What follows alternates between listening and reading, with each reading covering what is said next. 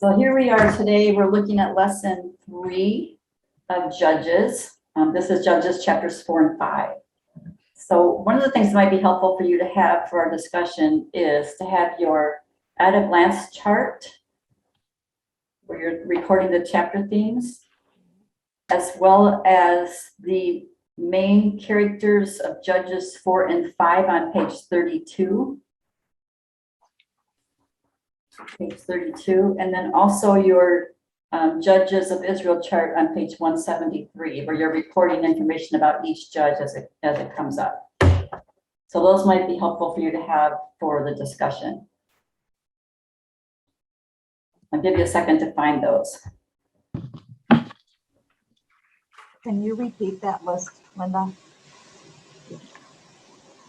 Linda, can you repeat the 3 things?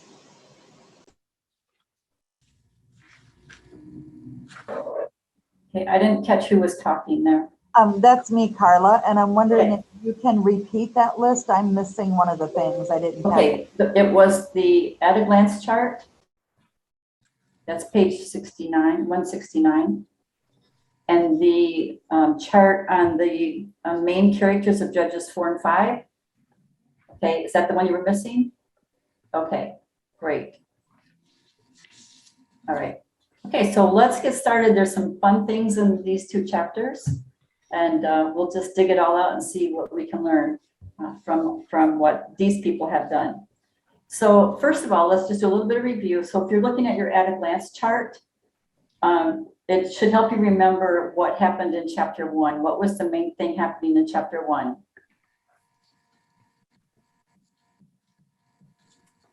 Describing the cycle. Okay, the cycle, the beginning of the cycle. Okay.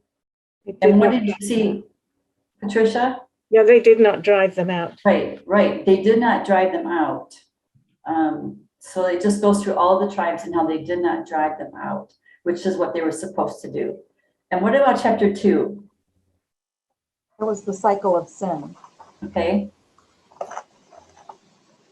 And chapter 3? First 3 judges and Ehud. Right. So we in chapter 3 we had 3 judges. Who were they?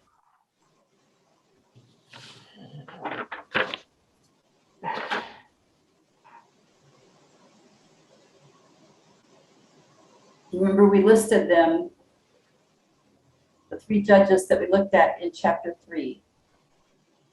Othniel, Yes? Ehud, and Shamgar. Shamgar, exactly.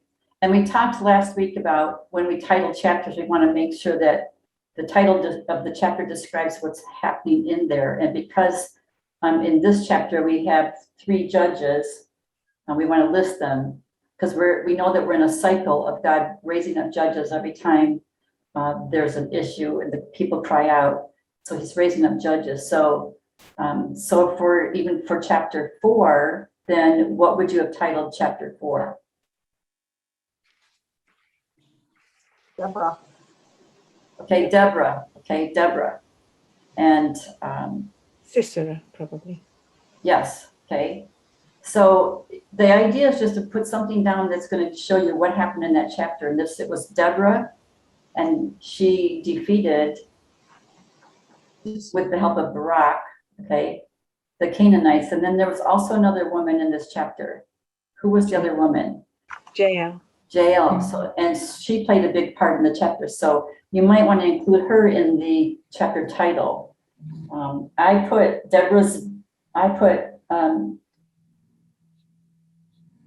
what did I put? Oh, I didn't write it down right. Okay, I have Deborah and Deborah/Barak defeat Jabin / Jael kills Sisera.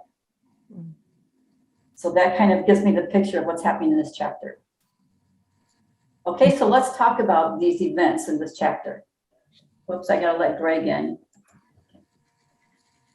So let's look at how this chapter begins, chapter 4. How does this begin in verses 1 through 3? When is this taking place? Ehud had died, Mm-hmm. and the people were back into evil again. back into evil again. So you say again. Why do you say again? They did it every time a judge died. Okay, so let's talk about, tell me what that cycle is. You actually see it in these first 3 verses. So the judge died, people did evil. Then what happened? Lord delivered, the Lord let the enemy come and take them. They were under bondage. They cried. Right, The Lord heard their cry. so they cried out, and then again, God delivers them. Okay, so you're seeing the cycle again repeated right here. So what happens after Ehud dies? And now, now who does the Lord deliver them to? What's the enemy? Who's the enemy here? Canaan, king of Jabin. David. Okay, Jabin, King of Canaan. king of Canaan. Okay, the king of Canaan. I thought that was fascinating. They're supposed to be taking over Canaan land. Mhm. Mm. Yeah. Mm. Yeah. So here they are fighting the Canaanites. Should the Canaanites be there? Oh, Yeah. So you see, if they had done what they were supposed to do, and we go back to chapter 1, where they did not drive them out. They did not drive them out. So now here they are, years later, and what do you see happen? What are the Canaanites doing with them? their chariots of iron are still there. Mm-hmm. Yeah. In verse 3, it says, how did they treat the people and for how long? 20 years. Cruelty for 20 years, yeah.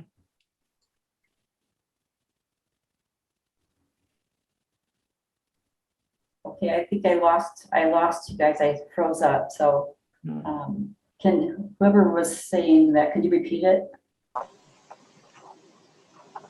Noella, I think, said 20 years, I think. 20 years, okay. With- And with very cruelty, cruelly, yeah. yeah, cruelly they were being treated.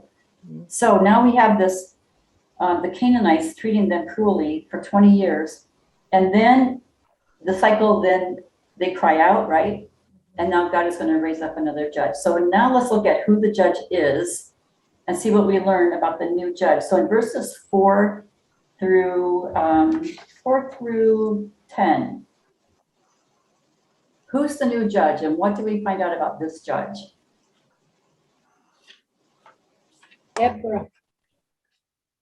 Deborah, okay. Was that surprising to anybody? She's a Why? woman. Yeah, right, Yeah. right. This is the first time in their history that they have a woman judge, a woman leader here. So let's see what we learn about her. What are you going to say, Sue? You're muted. Stick with it. I'll stick with it. Okay, I'll wait. okay, all right. You just looked like you were about to just launch into something there. So, okay. So what did we learn about Deborah? She was married. Okay, She was married. married. The prophetess. She's a prophetess, yes. Yep.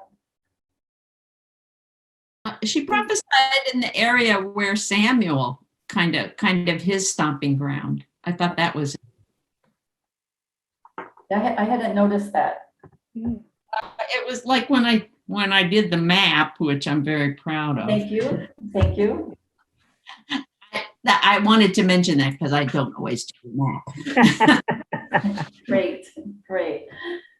So what else do we learn about Deborah? She's from Judah, Ephraim. Okay. So what is she? She did her business judging under the palm tree. Hi. That's what I'm doing right now. I'm Yeah, under yeah. the palm trees right now. Right. Oh, stop it.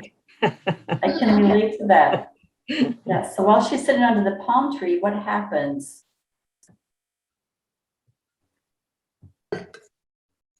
what do you see happening in verse 6?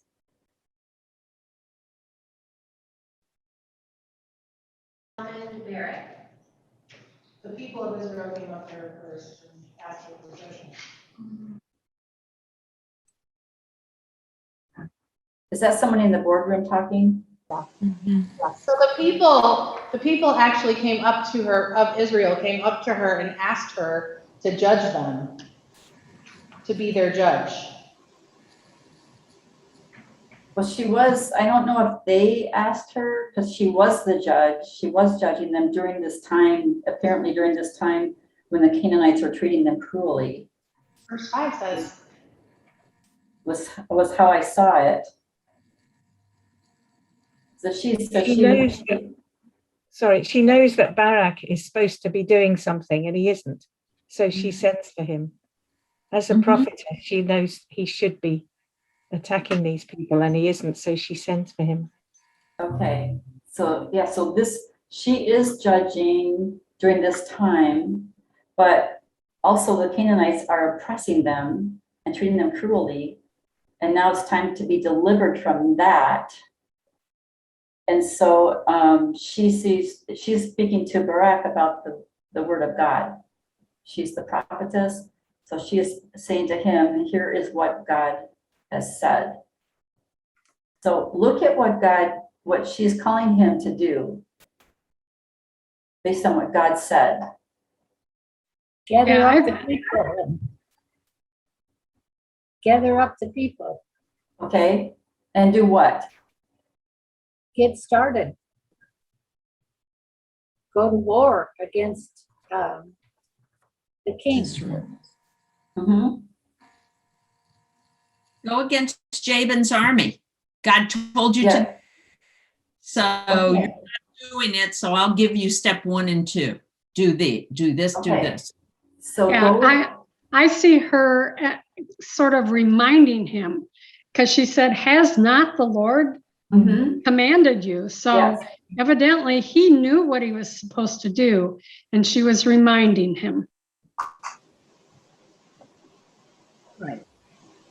And I read in some of the material during this process that Barak was actually her husband.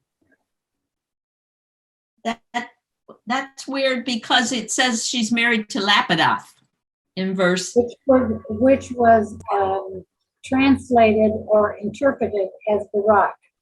Mm. Hmm. I don't know if that's right or not, but that's what Yeah. this commentary said. Okay. Well, It puts a very interesting spin on this whole relationship. Well, I'm looking at verse 6. I didn't see anything like that because I only read one commentary. So in verse 6, it says, she sent and summoned Barak, the son of this guy, from Kadesh, and said to him. So she is sitting in Ephraim under the palm tree, and he is way up north. So she summoned and brings him down. So I don't know. But it says she's the wife of Lapidoth and he's not with her. She summons him to go to fight. So that's something that we would have to like do a little bit more exploration on. But what I want to point out here in this 6, what does God say? Look at the specifics. Look at the specifics of what God says. Gather up your men at Mount Tabor. Okay, where? See, Mount Tabor, gather them there. How many men? 10,000. Okay. And verse 7, what does God say he will do? Will draw out Sisera, the army, Mhm. and I will give him into your hand. Okay. And where will he meet him? By the river Kishon. Okay, by the river. And I will. Remember I said to you always to mark the I wills in scripture? Because God says this a lot. I will. I will, I will, I will. Okay. And here's one that he says, and I will draw Sisera out, and then I will give him into your hand.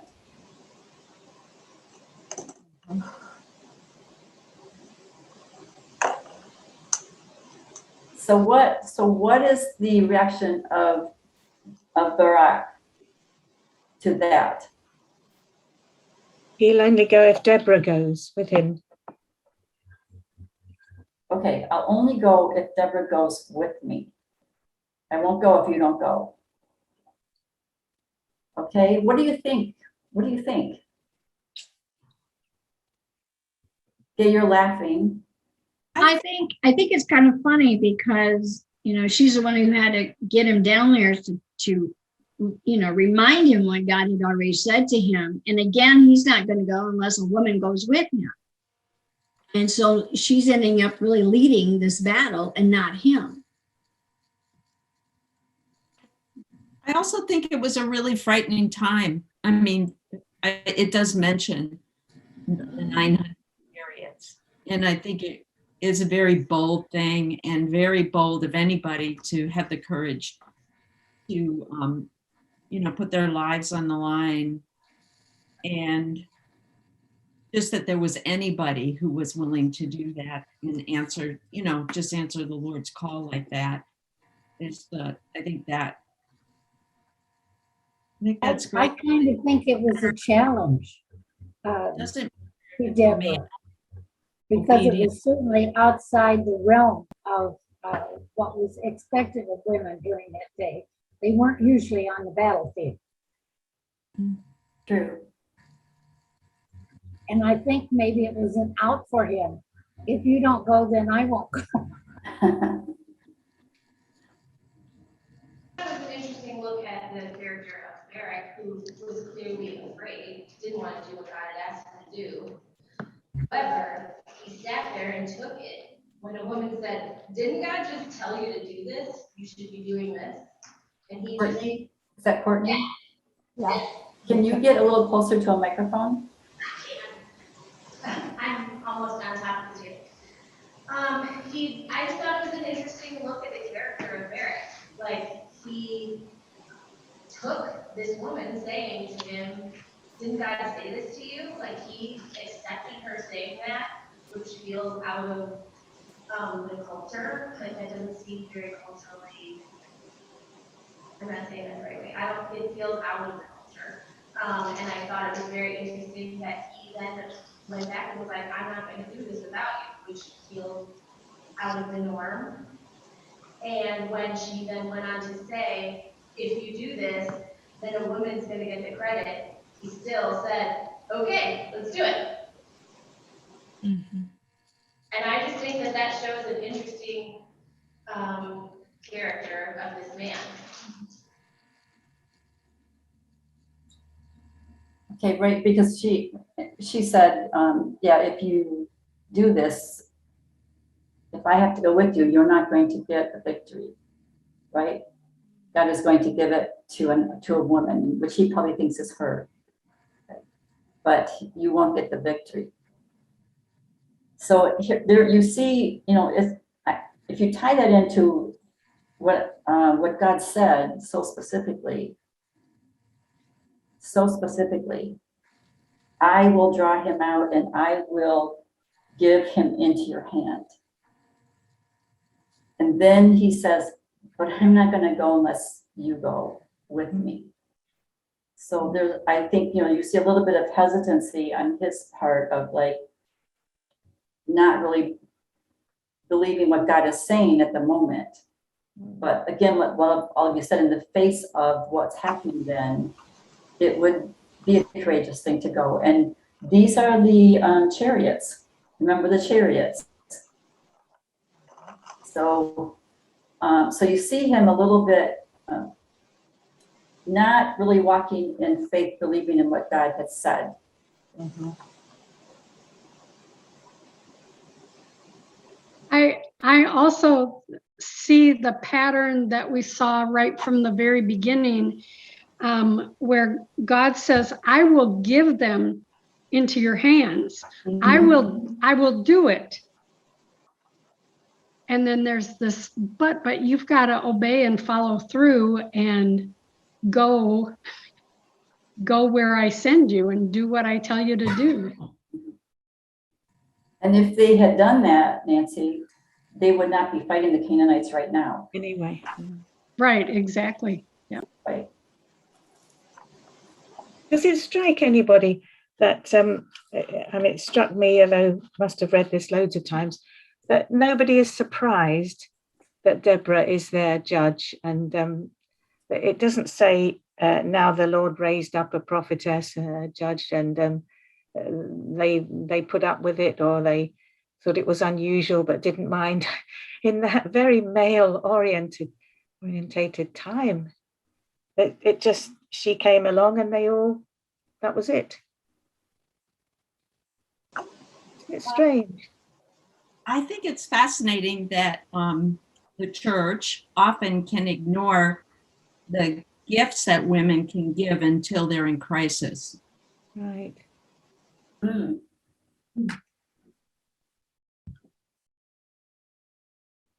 I think just going back to Barak, I found his character to be quite fascinating because I felt he was still a great man of war. He also helped write chapter 5. It was his song with Deborah.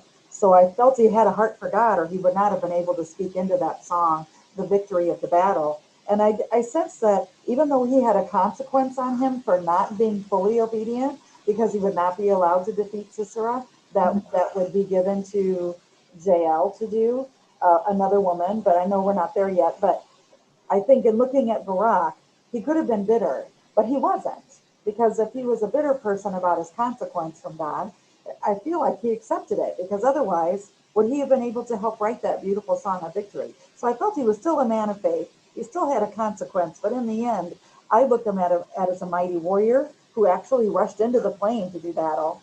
And while he didn't have enough faith on the front end and had a consequence for that on the back end, I feel like in the middle, he was still a great guy. That's kind of my summation of him. But I found him to be, he still was a good man and a great warrior, and was lacking in faith. And I guess I kind of relate to him a little bit in the fact that sometimes God's telling me to do something and has told me to do, and I can point to an actual time where through a precept Bible study of Jude, my first one I ever was in, God said, Carla, get the sin out of this core. And I waited to be obedient until I felt ready for like 3 years. And the consequences were much greater for us personally as leaders, and for the circumstances surrounding that. I just feel like it was much greater. And I have kind of wondered if I was there, if I was really there and really, really obeyed, like, right, strike where the iron is hot. How would that have looked in that court? How would that have?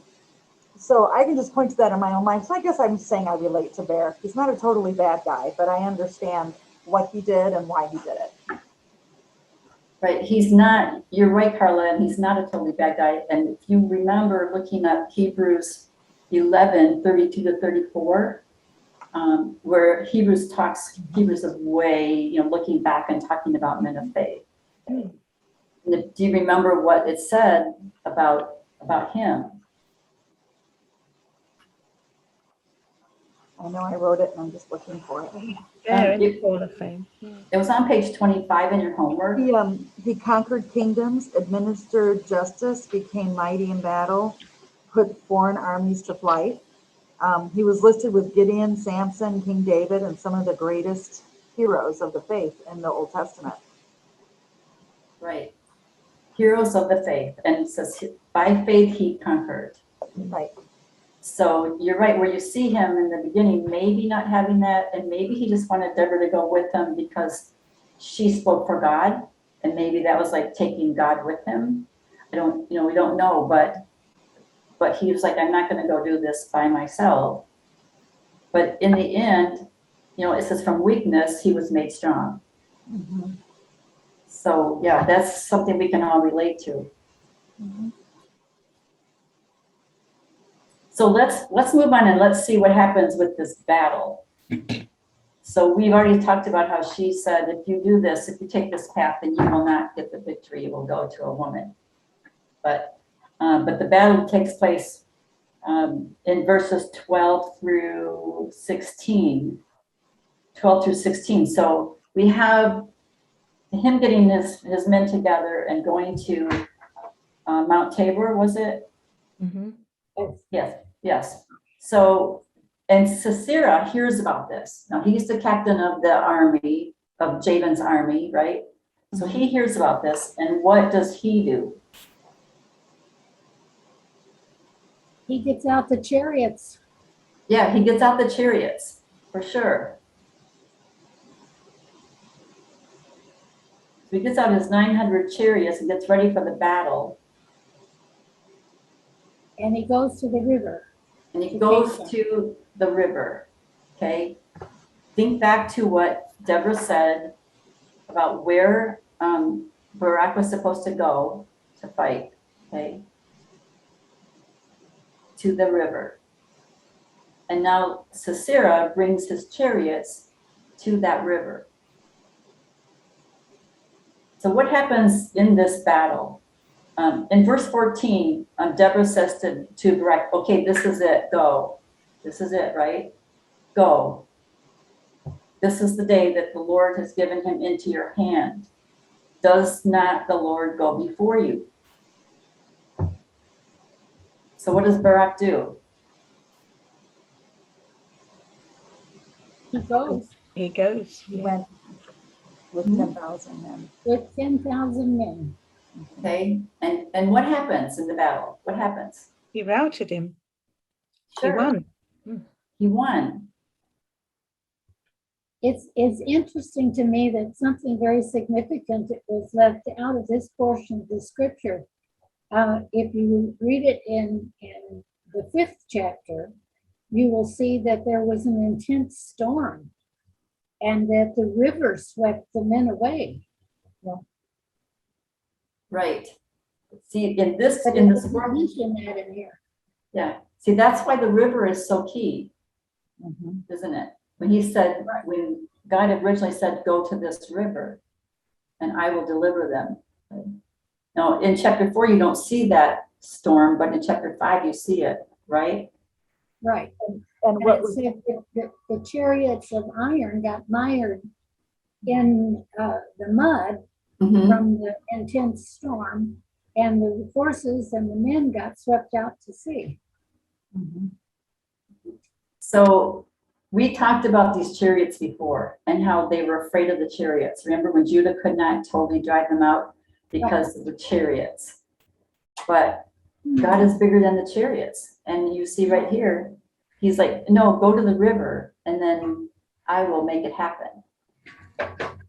well, So and they were on the mountain, so they had the high ground. And it occurs to me that in battle strategy, they could have easily taken the enemy from the high ground without even going down to the plain.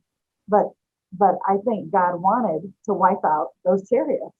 And so they needed to be down in the plain, and he needed to use a way to do that. And I think it was just he's great supernatural things, of course, great engineer, but I just love how God has a plan, and we don't always know that whole plan, but he brought it to him. Yeah, thank you, Carla, because it's true. It's like we can't see. All we see are the chariots. And how are we going to win against the chariots? But God had already said in the very beginning, go to the river. That Go to that river empties right out into the ocean at this city. Okay. So when when the rains came and they flooded the river, it swept them right out to sea. And that was God's plan from the very beginning when he spoke to Deborah. That was his plan. This is where you're supposed to go, and then I will deliver them. So, but what happened? So all the men were killed, but what happened? Who did not get killed?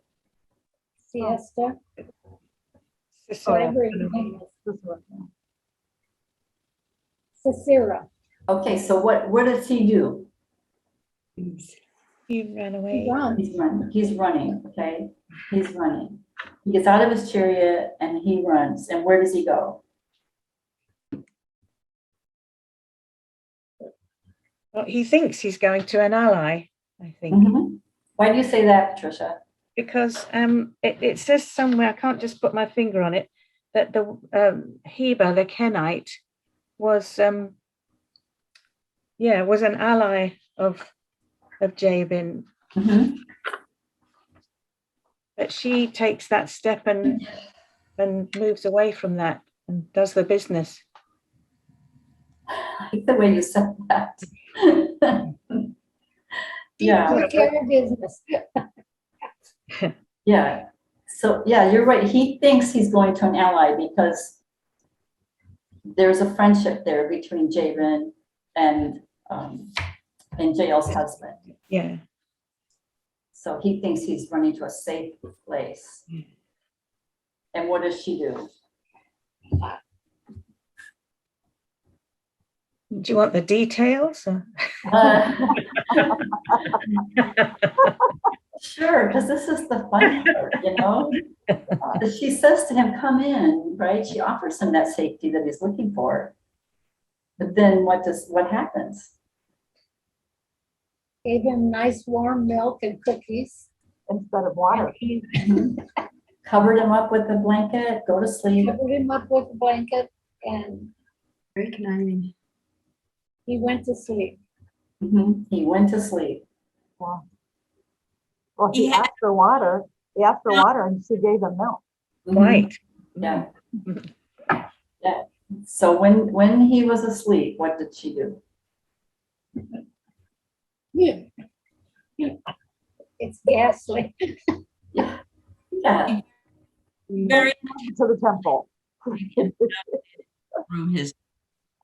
I love verse 21 when it talks about what she did and drove that tent peg to his head. All the way to the And ground. it says, so he died. Yeah. He does. It's like, oh, really? You have to tell us that? So he died. He died. You know, she was very strategic. You kind of wonder what her motivation was. 'Cause Right. And what do you think about what she did? Why she did it? She rather defied her husband. Okay? She's not on the same page with him, obviously. No, No. I think she was very brave because some of the stuff I read in commentaries, which I did not know previously, was that the women set up the tents. So she would know how to pound a peg for sure. But the women stayed in separate tents from their husbands, and a man would not come into the tent unless they were the husband. And so she really broke with a lot of their cultural customs of the day and was quite brave, I thought, and strategic, like someone just said. Giving him milk instead of water, I think milk is heavier and make him sleep more deeper. And I can just see how she was cunning and crafty, but brave, and was fighting for good and took a risk to do that. Are the Kenites part of the tribes of Israel or part of any connection? They are back to Abraham. They're the descendants of his wife after Sarah, whatever that gal's name was, I can't pronounce it, is what Yeah. that's what I read. So not Yeah. necessarily an Israelite, but the Sure. custom would be that she would have a separate tent. from her But they husband. were totally unconnected. Yeah, I would she- think so. Yeah, they're not part of the tribes, No, but there is a connection, goes back even to Moses, to Moses's father-in-law. And so she obviously is supportive of Israel, of God's people. And so she is supporting there, in spite of the alliance that her husband has with them. So, it was interesting to me to think how she knew what was going on. That he'd been in a battle. I mean, no one texted her and said, hey, there's fighting down here. yeah, she might have had her phone off. I think they Yeah. did. Yeah. Yeah, It no, it was was a long battle. distance. The battle was going on around there. Yeah, we don't know how she knew, but she recognized him as the enemy, right? Yeah. Right. So she recognized him as the enemy, that's number one. And then what did she do? She deals with him. He didn't get away. No, She drove him out. he You was guys are never so the same polite. after that. No. Yeah. She totally destroyed the enemy, right? Mm. So, and it goes back to, yeah, she drove him out, right? Mm. Mm. Something they didn't do. Mhm. So, and learning from her, okay, what do we see? What can we learn from her as far as an example for us?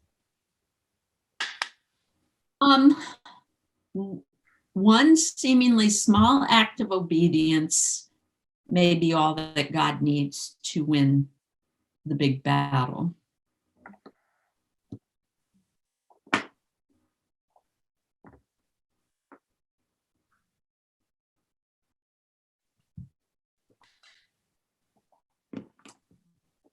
Okay, so she knew who the enemy was.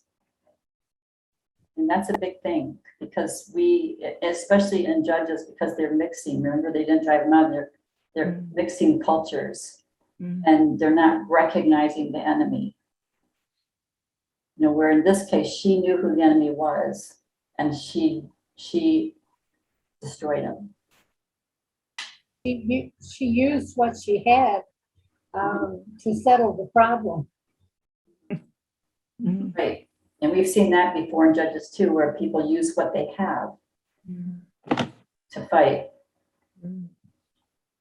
So she was a hero in the story.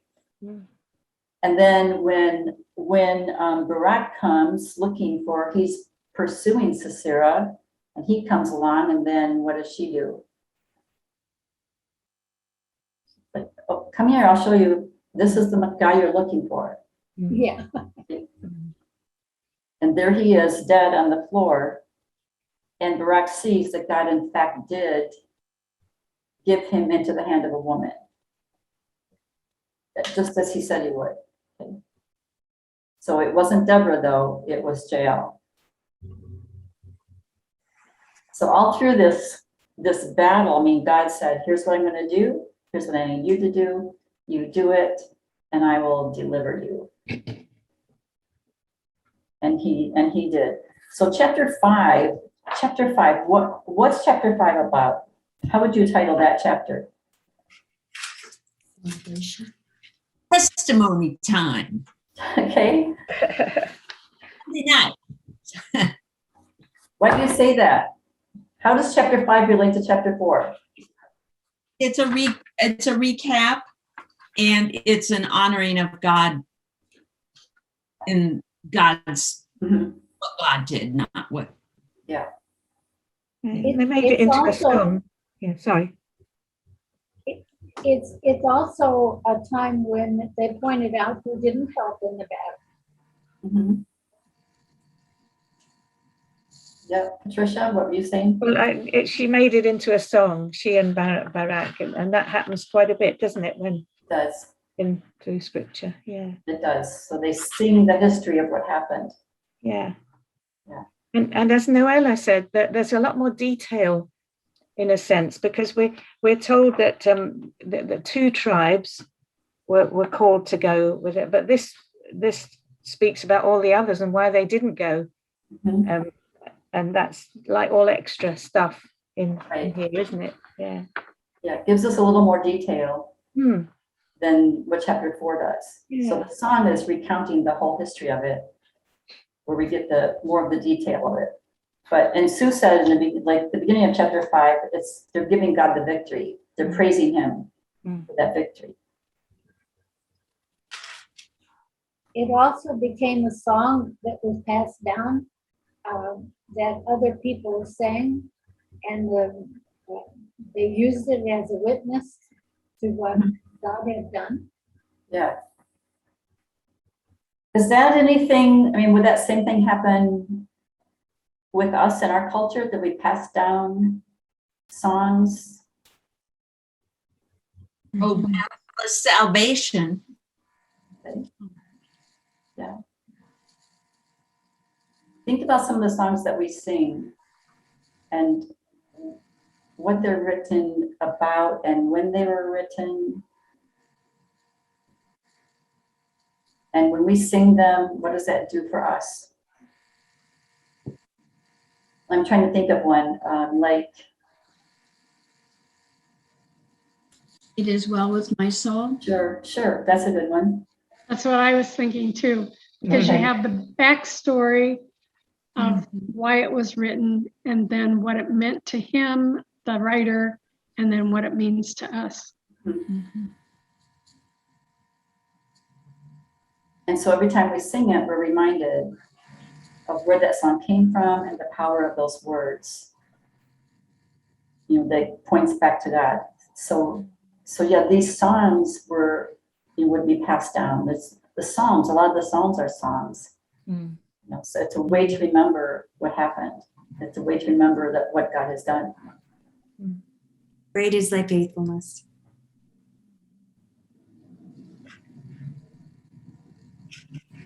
Yeah, so this is a song, and it does give us more detail, and it starts out with praising God. What do we learn in verses 6 through 22 about the times of Israel then before the battle? What was it like? What was it like there? Couldn't travel on the roads, on the highways. Okay.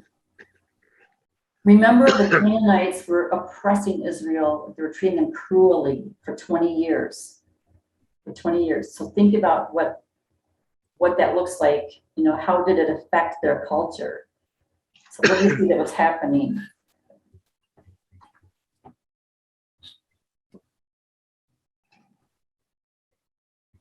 They weren't safe, right? They weren't safe walking anywhere. What else?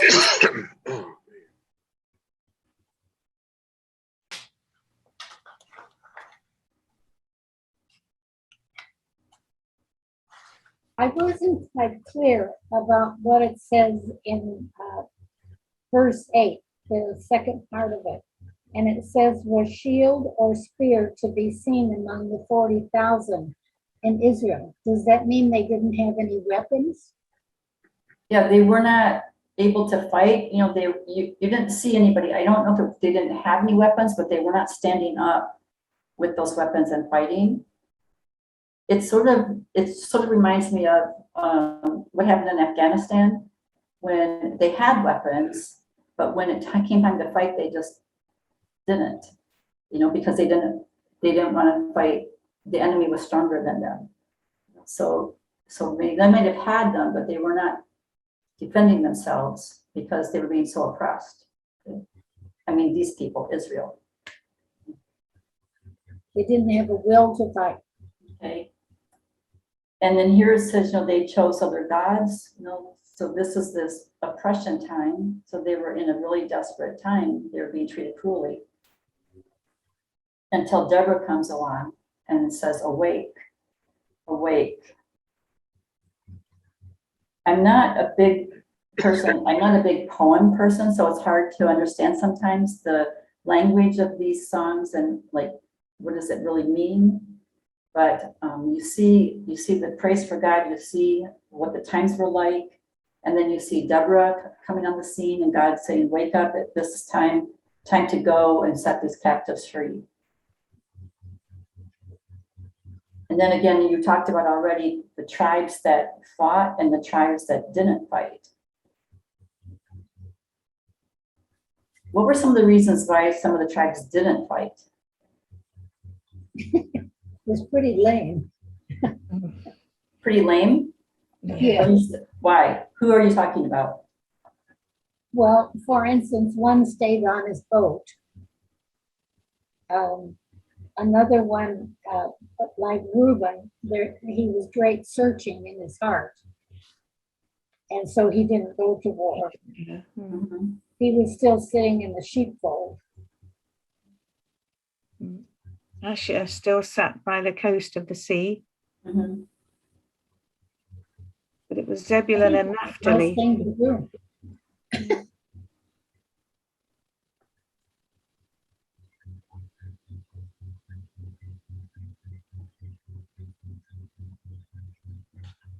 It's interesting that they list almost all the tribes and whether they fought or they didn't fight. And some of them thought about it, like Reuben thought about it in his heart, but then didn't. And others, it said that they fought to the death. They gave fully to this battle. So looking at the end of this, do you see who was praised for fighting and who was cursed for not fighting?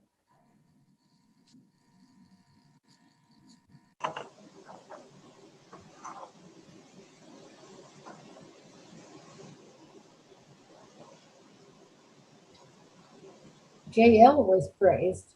Okay, she was praised because she defended Israel against the enemy. What about verse 23?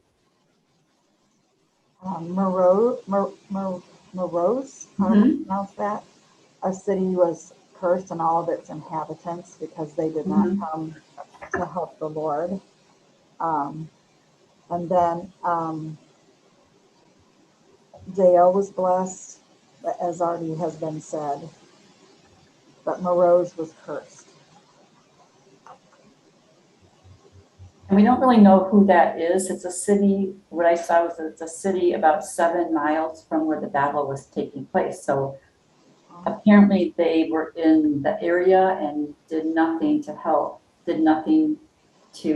help God's people. And you see that in the Old Testament early on where nations did not support Israel as they were coming out of Egypt and they were cursed. So there's what's the lesson for us? With these people who were cursed for not fighting and with Jael who was blessed for fighting, standing up to the enemy. How does that translate to us?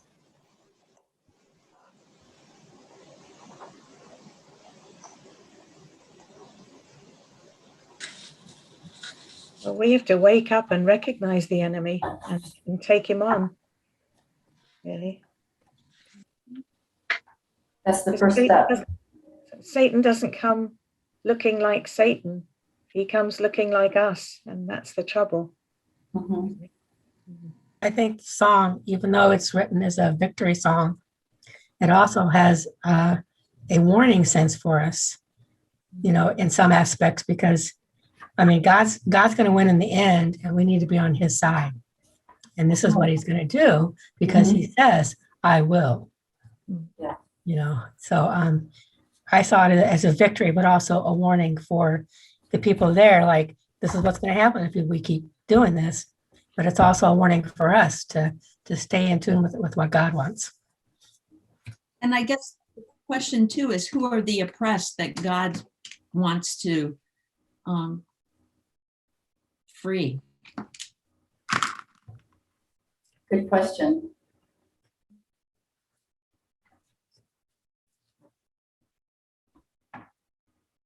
Those who are being treated cruelly.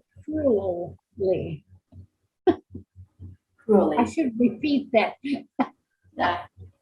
Those who are being treated cruelly are the oppressed.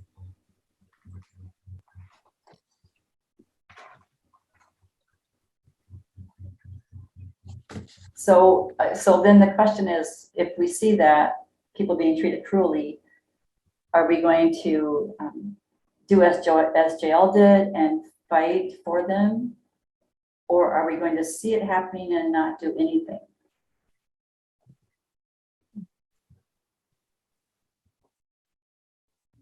Because that's the easy thing to do, is just to see it happening and do nothing.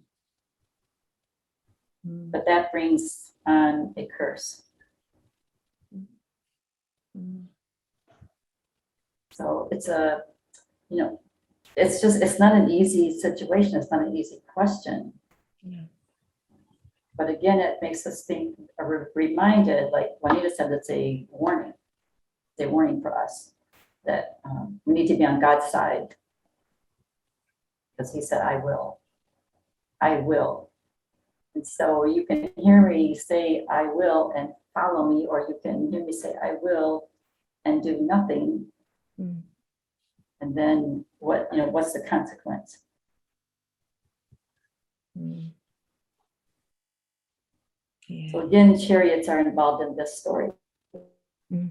And the chariots scare us. Mm. But God said, take them to the river and I will deliver. I will. So nothing is too big for him. It's just, we see it as too big for us. We don't know how it's going to resolve. As in so many other Bible stories, the strategy that God has for winning battle does not always seem logical. Just like in Jericho, that is an example of what I'm saying. This battle did not seem logical because there was such a overwhelming enemy, and just these 10,000 men went to battle. So it seemed totally illogical. But God had a strategy for fighting this battle. So we need to just trust him and step out and realize that he has a way to win this battle. Amen. He does. Yeah, it's like the Israelites too in Numbers when the spies went in and they said we were like grasshoppers, because that's what we thought. We looked like grasshoppers. God didn't. And it cost them 40 years or another 38 anyway, because they weren't obedient. They didn't trust. They said, we're like grasshoppers. They saw chariots ahead of them. Yeah. Yeah, we can't do this. Yeah. Except Joshua and Caleb. Right. Mm. Right. You're right. Like 900 of them. Yeah. Mm. Sorry, I live in a noisy neighborhood. Oh, okay. No problem. No problem. Okay. So today we Did you just, hear all of the sirens? yes, Yeah. yes. So today we just want to remember that God says, I will. Mm. I will. And his strategy, doesn't always seem logical to us, but he actually laid it out right in the beginning when he talked to Deborah and said, this is what you should do, and this is what I will do, and this is where I will do it. It was all set up from the beginning. He has a plan. We just have to follow that plan. Follow it, trust it. Even though it's scary. So this week we want to watch again for the opportunities to see who's being oppressed that we might be able to help. Who is that? And then we can trust, that God is going to help us to do the right thing. Great input today, everybody. Really great input. I appreciate all of your insights, and it's just great to see it all come back at us with the application. It's not just about the Israelites in that time, but it's about us in this time. Will you do something for me? I will. Will you check your commentaries and see if the rock was actually her husband? Because that's a very interesting Mm-hmm. thing to follow through, the husband and the wife Yeah. fighting together. Right. I'll do some research on that. I I will. hope it's true. Either that or you're leading us astray, Noella. One or the other. Right. Is this fake news? Yeah. Yeah, it's not fake. Okay. I will do that. That's a Thank good you. question. You're welcome. So everybody have a good week. Be faithful. Watch out for the chariots. Okay. See you all next week. God bless you. God bless you. Bye.